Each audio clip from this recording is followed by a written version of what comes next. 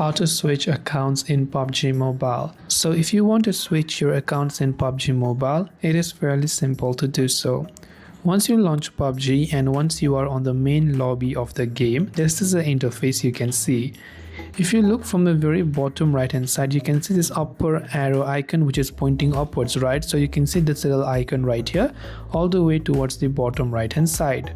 What we want to do is we want to tap on that particular icon, and there again from the top right hand side you can see the gear icon that says settings.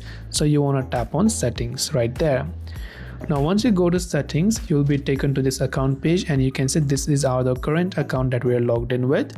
So in order to switch account, we first have to log out of this current account. So from the bottom left, tap on this logout button that you can see, and of course after you log out, you can go ahead and then log in to the next one. This way you can switch accounts in PUBG Mobile. Hope this video helped you out. If you have got any questions, feel free to leave them down below. Thank you for watching and see you soon as always in the next video.